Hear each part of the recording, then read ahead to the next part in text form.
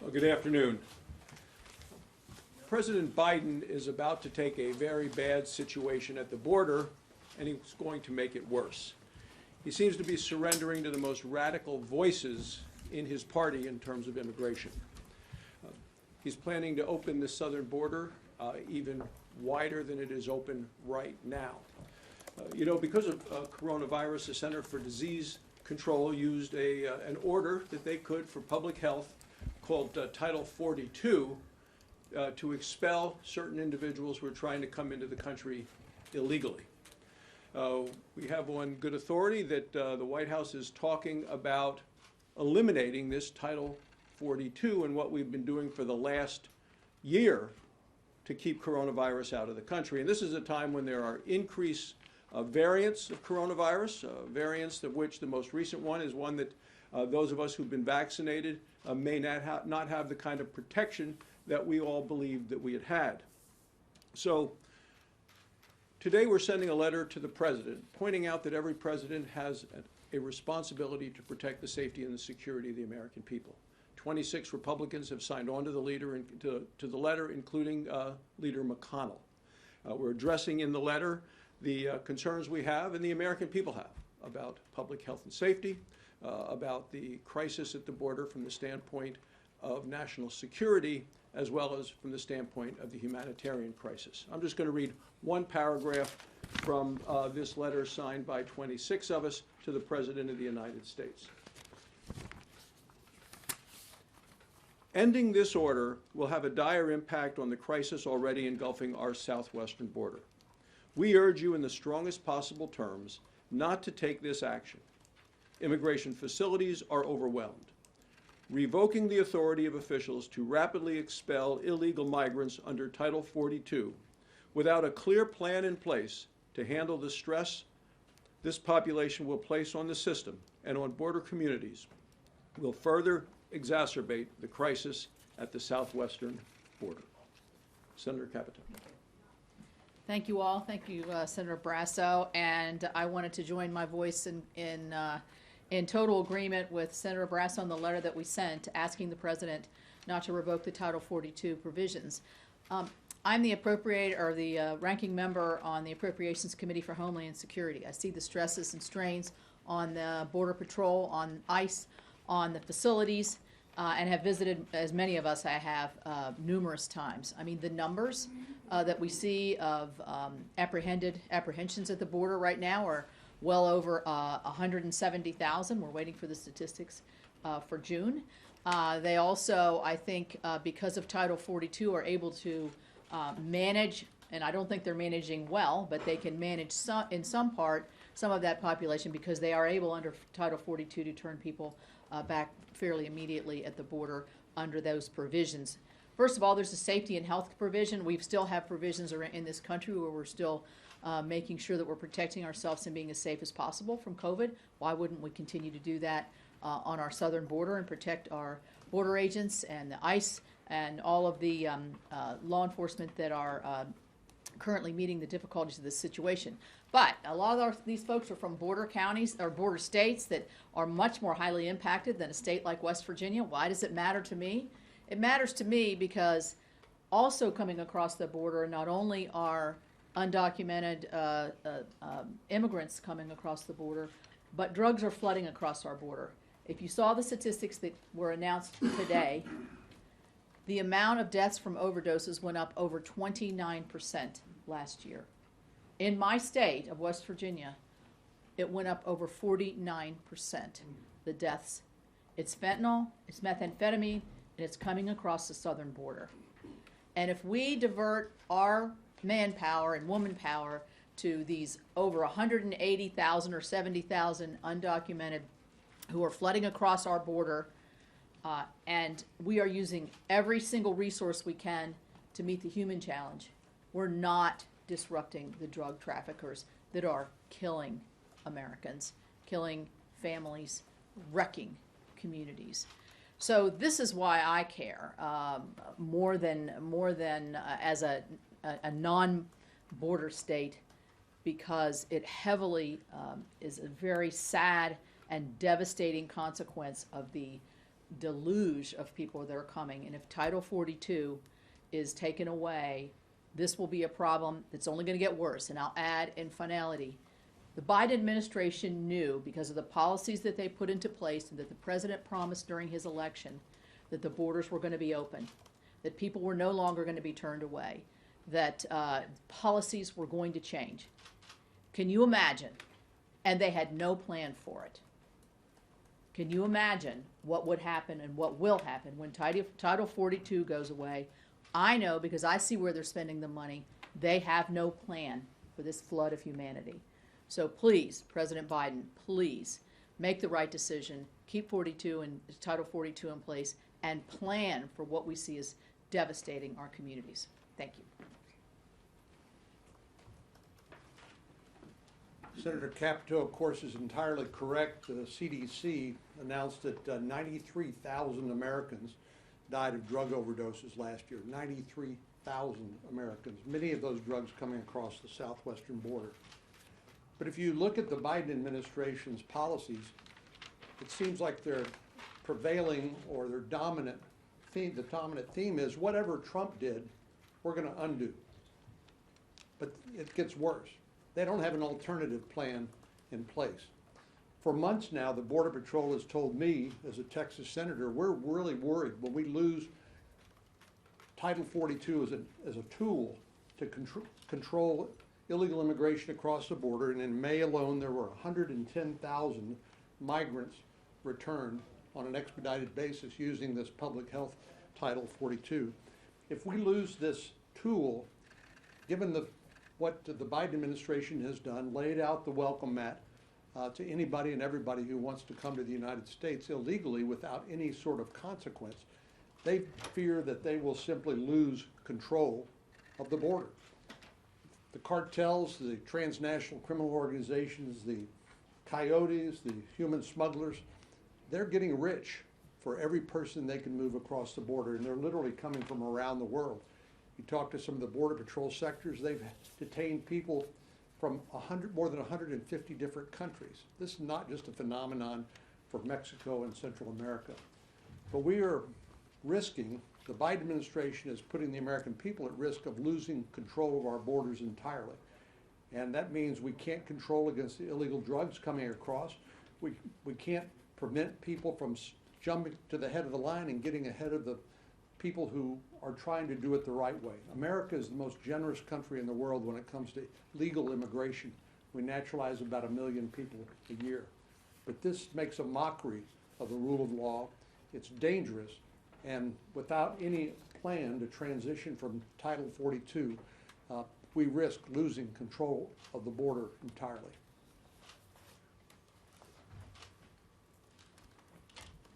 So Title 42 needs to stay in place, no question about it. Should not be rescinded.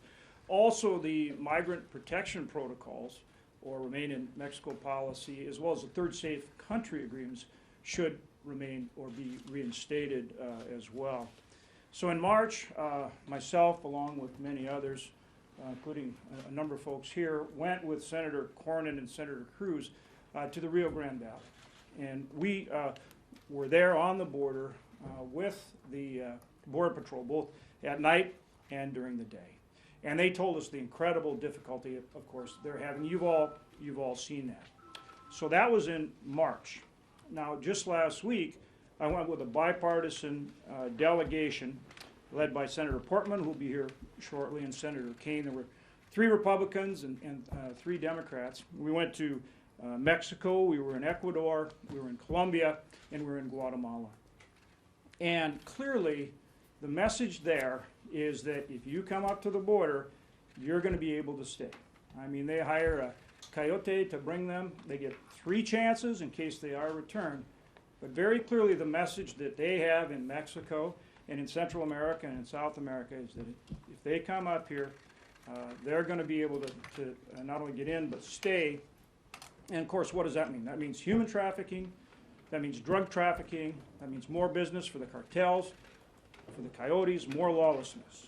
And you're seeing that in the numbers. You saw the numbers. What is May 180,000, according to Custom and Border Protection, encounters with illegal migrants. That is a 675% increase from May of 2020.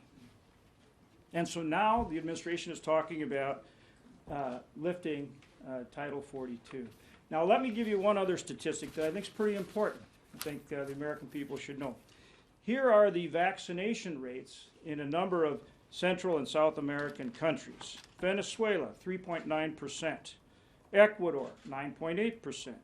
Colombia, 18%. Mexico, 16%. El Salvador, 20%. Guatemala, 1.1%. Honduras, 0.8%. That's the vaccination rate. Title 42 needs to stay in place.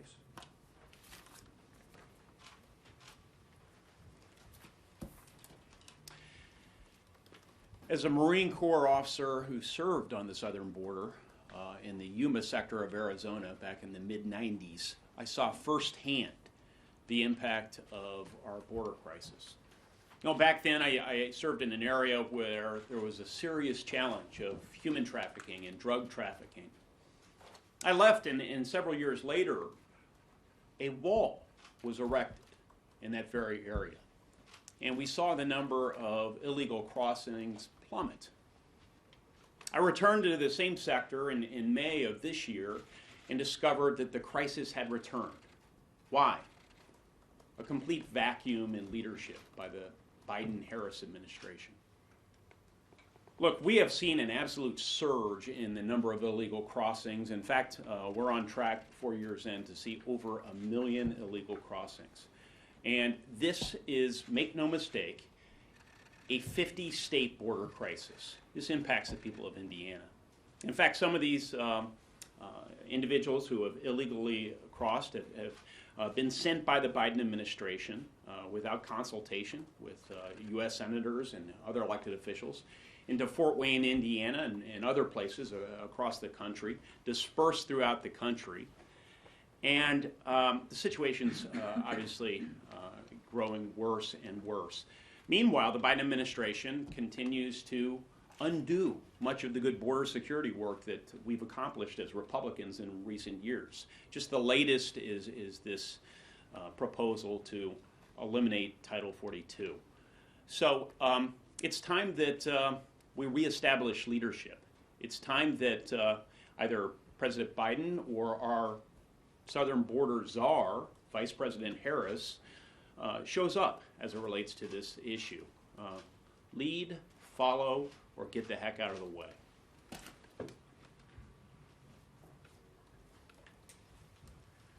We were down there in March, and to make it vivid, some of the things I remember most from that trip was when we got down to the Rio Grande that evening, and there, of course, we saw women and children mostly passing us on the way. I thought to myself, there probably wouldn't be much action down at the border on the river, and we get there and there really wasn't, other than the heckling coming from the coyotes and the cartels, taunting the Border Patrol. And to think of these policies that were working so well, and now you've got criminals gaming the system. To put some particulars, it's costing $4,000 to $8,000 per person to come across the border. More if you're from different countries. They said the Del Rio section had 54 different nationalities that had come across illegally in the prior quarter. In this May, 40,000 came over and were in categories from outside of the Northern Triangle. So this is broad beyond just the ones that are being coaxed to leave where they live and take on that dangerous journey. And to think that it was an unforced error in that, Senator Cornyn mentioned it earlier, we were fixing something that wasn't broken, totally due to being against the policies that were working, told to us by the Border Patrol. Their job had never been easier than when the full effect of the border wall was there, with the anticipation that it was going to be completed, and the stay in Mexico policy. It's a shame that we have all of this just despite a political point of view that was working. Thank you. I thank my colleagues for being here. I'm the ranking Republican on the Homeland Security Committee with oversight over Department of Homeland Security.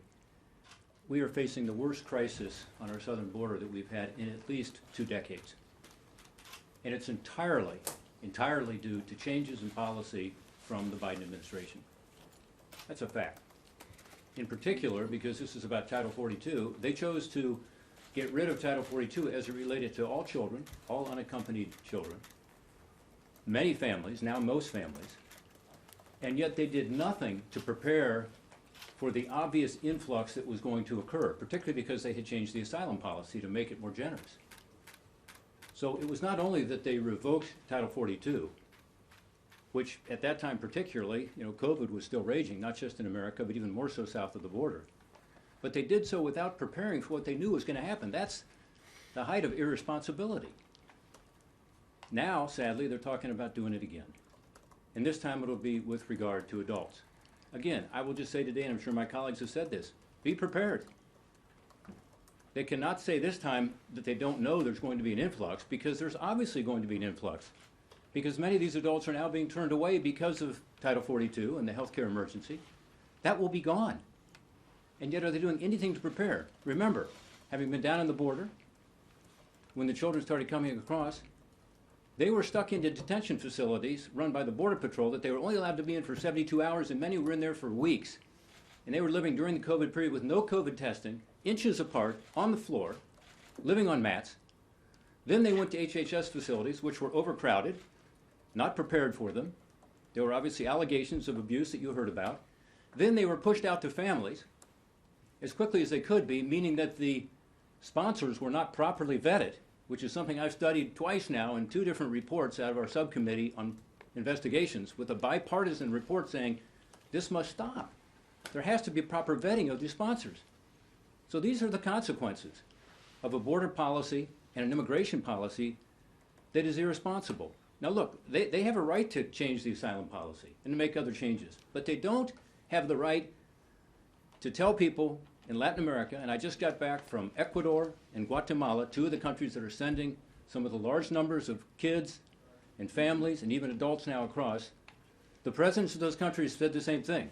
We don't want our people to go. We want our young people to stay and be part of the future of this country. Why are you in America creating a pull factor? Forget the push factor for a minute. We all agree with that. We should do more to help in these countries. But the pull factor is America with an irresponsible policy that tells these coyotes that they can, with credibility, the human smugglers, go to these families and say, give me $10,000 and I'll get your kid into Cincinnati, Ohio, or Charleston, West Virginia, or Fargo, North Dakota. And they can say that with credibility because of the way our asylum policy is working and the lack of Title 42. So before you revoke Title 42, please, I urge the administration, have a policy in place that's responsible to deal with the influx, to be sure that the asylum policy is not exploited as it is now. Only 15% of these people coming, as you know, from Guatemala and Honduras and El Salvador, in the end, are given asylum because they don't qualify, because they're economic refugees. We all understand why they go. We'd probably do the same thing. It doesn't mean it's right to have a policy that invites people to our border and all of the trauma and the danger of that trip north. So I hope this press conference is helpful, at least in ringing the bell and saying, expect it to happen again unless you put in place responsible policies. Well, it's been said, changing this policy is a major, major step. It was enacted in March of 2020. President Biden kept it intact because it was working. This will create an even greater surge on the border, has been mentioned countless times. It's a national security issue, and it's a real issue. I was a former chair of Homeland Security. I've spent time on the border, visiting with the guards, the people that work so very hard. It's an issue for them. They truly are overwhelmed. So from a national security standpoint, again, protecting the men and women that are doing such a great job down there, we simply don't need to let this happen. I'll give you an example. In May, 180,000 people crossed the border illegally and were attempted to cross. Of that group, 112,000 were turned back using Title 42. This is a great tool in the toolbox that they desperately need. And that's why, when asked the former acting head of ICE, they asked him what effect this would have. His answer was, quote, "It would be a catastrophe."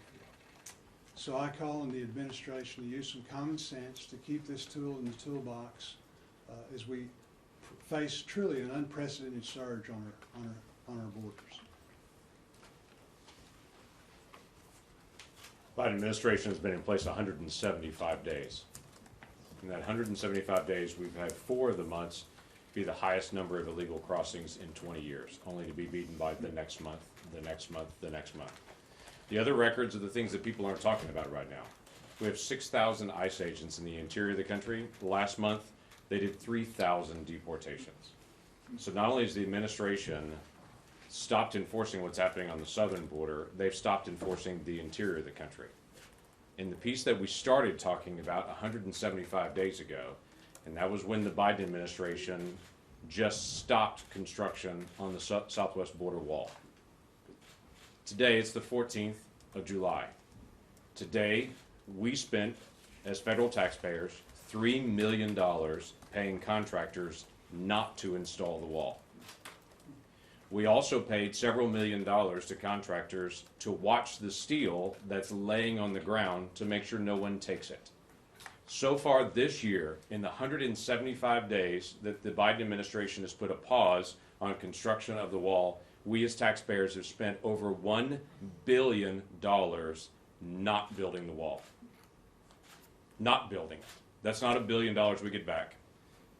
That's money that we paid out to literally pay people to watch the steel in the ground and to pay contractors to not actually fulfill their contract. This affects all sorts of businesses along that border as well. I'll give you one example. There's an aggregate and concrete company. It's a small family business. They lost $1.5 million because now over 100 days ago, they were told to pause for 60 days, but to stand by. Stand by. Well, in that standing by, they have to keep their personnel, they have to continue to rent their equipment, they continue to have access to the aggregate, but now 175 days in, they've lost $1.4 million as a company. They're not going to be able to get back and have no idea if they're going to finish this contract or not. This affects employment along the border. This affects the federal taxpayer losing $1 billion. This affects the security of the nation, and for whatever reason, 175 days into the Biden administration, they don't seem to have a plan or care. And that's a challenge for all of us. Because if Title 42 goes away, the number one issue that the Border Patrol see is we're going to have an astronomical increase of people coming at the border, and this time they won't be turned back. They'll be released into the countries in epic numbers. We should pay attention to this, and we're asking the Biden administration to just enforce the law.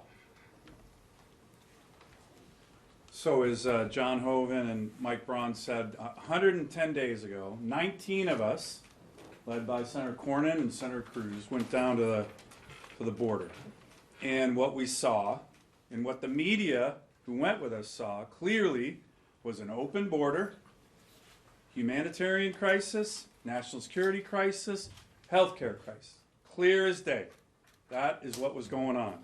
We called for the president, vice president, come on down, do what we did, listen, learn, particularly from those on the front line.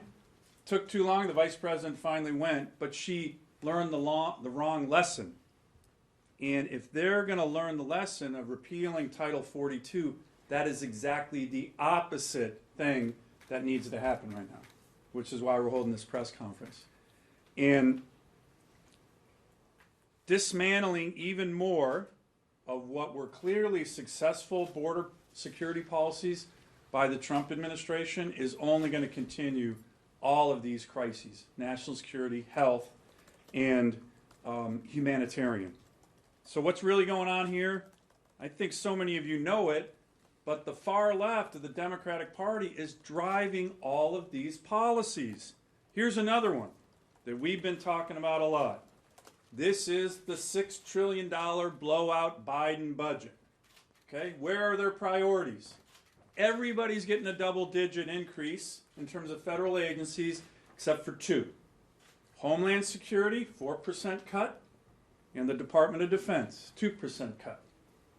Homeland Security and the Department of Defense, what many of us think are the most important agencies in the federal government, are being cut, while every other agency is getting massive increases. This is dangerous for our country and something we all oppose. Other areas, American energy being killed right now in terms of production and jobs, driving up gas prices at home, the unprecedented level of spending, inflation going up. All of this is happening right now. We know it's happening. This has become the party of Bernie Sanders, and Joe Biden and Chuck Schumer are just along for the ride. But here's the thing. None of this is supported by the vast majority of the American people, especially not open borders, which is what we're seeing.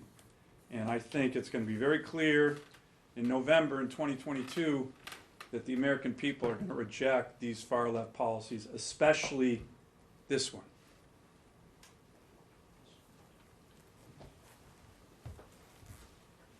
The Biden border crisis is getting worse and worse every day. We are on pace for over 2 million people to cross illegally into this country. We have the highest level of illegal immigration in over 20 years. Last year, we had the lowest rate of illegal immigration in 45 years. How did we go from incredible success to incredible failure? Joe Biden and Kamala Harris screwed this up. It is their fault. 3 decisions. In the opening week of this administration, Joe Biden halted construction of the border wall. He reinstated the failed policy of catch and release, and most disastrously, he pulled out of the incredibly successful Remain in Mexico international agreement that had resulted in the lowest level of illegal immigration in 45 years. No state in the union is paying a bigger price for the Biden border crisis than our home state of Texas. In Texas, we are seeing the influx of humanity, and what Biden and Harris are counting on is the news media not covering it. They're counting on ABC and CBS and NBC and CNN and MSNBC not showing the Biden cages. A couple of months ago, I brought 19 senators down to the border. We saw the Biden cages, little boys and little girls crammed in at over 1,700% of their capacity. COVID positivity rates of 10%. What Biden and Harris are counting on is the media not covering the little boys and little girls who are being physically assaulted, who are being sexually assaulted by human traffickers in record numbers. You know, the leading paper in Washington has as a slogan, "Democracy dies in darkness." Joe and Kamala want darkness on the disaster that they have created. And not only that, they're proposing to make it worse. Joe Biden is now talking about ending Title 42. Title 42 is the tool that has allowed us to prevent people with COVID from being released into this country.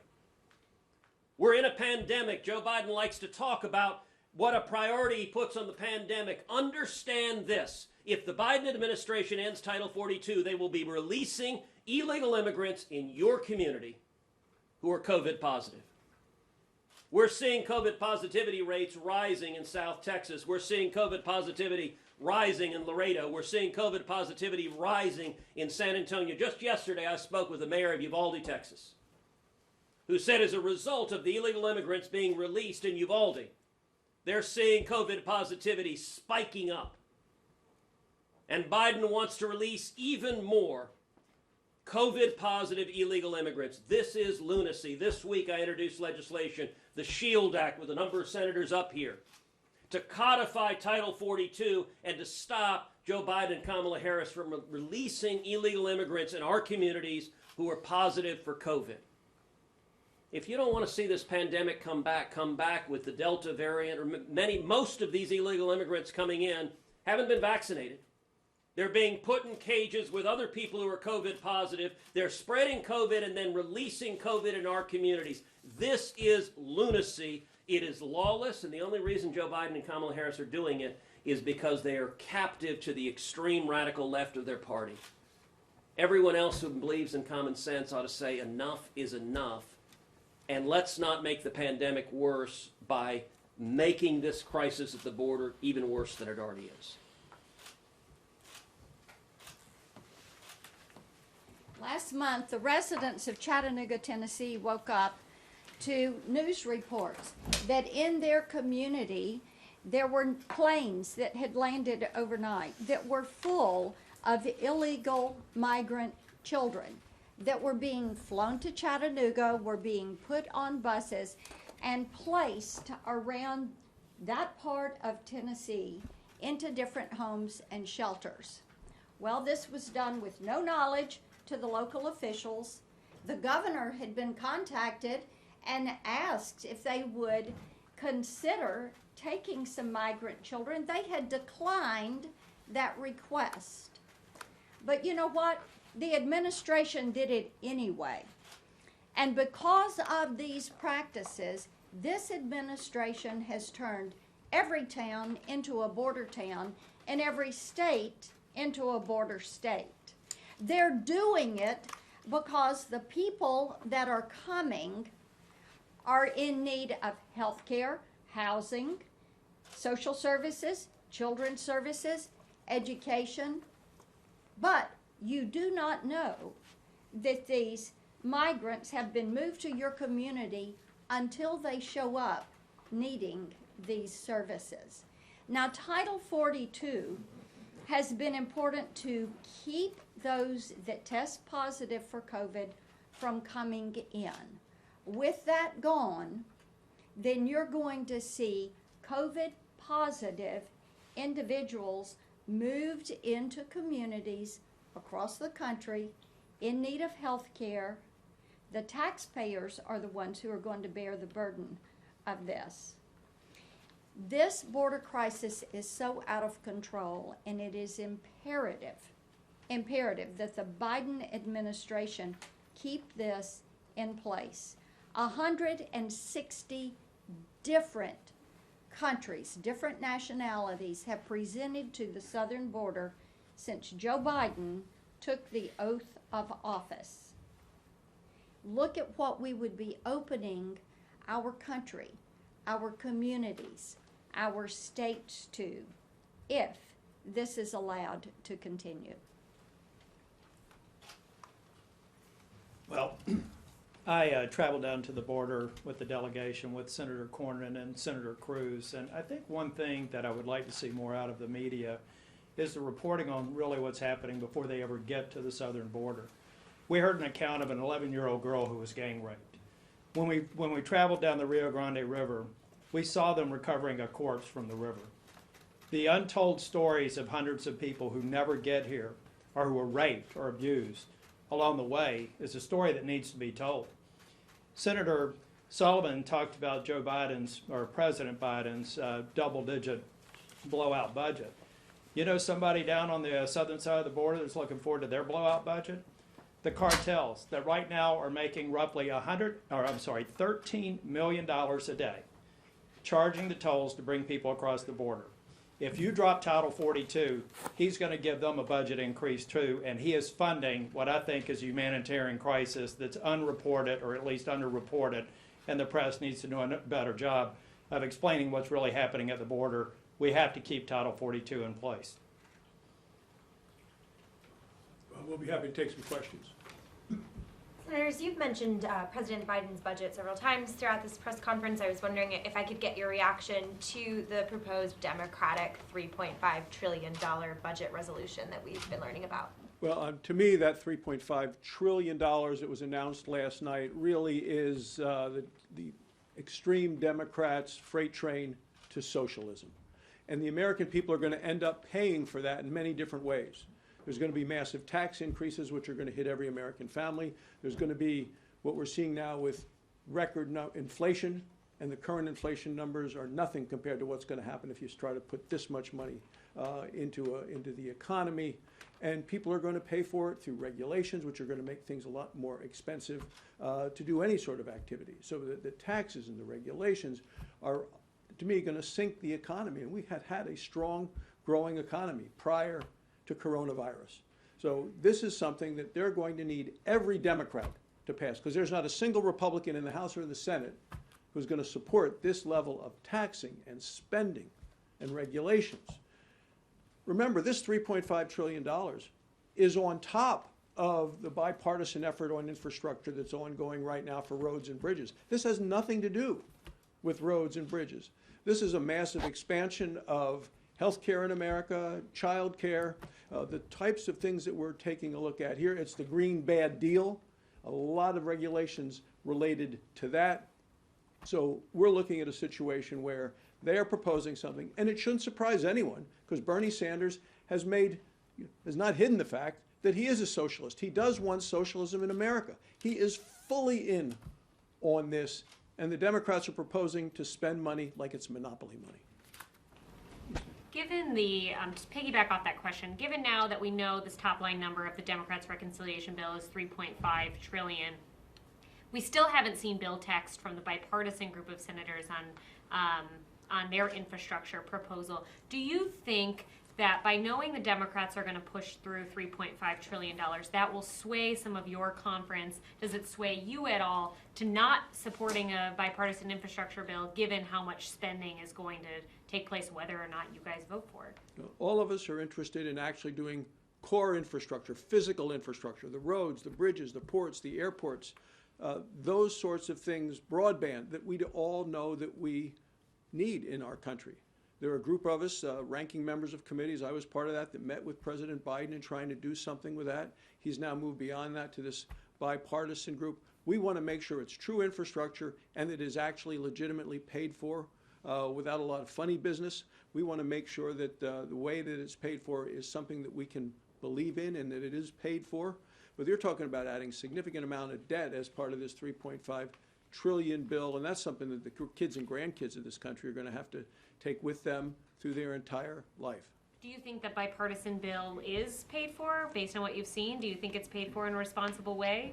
I think all of us on the Republican side have concerns about this concept of supersizing the IRS to investigate and go deeper into families and farms and small businesses in their efforts to try to gain more tax money. I think the American people, certainly in Wyoming, want to pay the taxes. They want to know what the right amount is, and a lot of times they have a hard time getting information from the IRS just so they can comply with the law. But the idea of putting billions and billions more and hiring more and more IRS agents to go out and try to get billions and billions of more dollars is a concern to all of us. Yes, ma'am. Yeah, Senator Schumer said that he was going to try and push for a vote on this bill before the August recess. Do you see that happening, and what would you and your colleagues need to see to support that plan? Do we have any of your part? Do you want to talk about the timing of because she had mentioned we haven't seen text yet. Well, first, with respect to pay-fors, we spent 2 hours together with the majority of the members on the group, and we're trying to come up with legitimate, sustainable pay-fors. That's what this process is about. It's going to take some time. With respect to timing, we can't create an artificial deadline for a highly complex bill.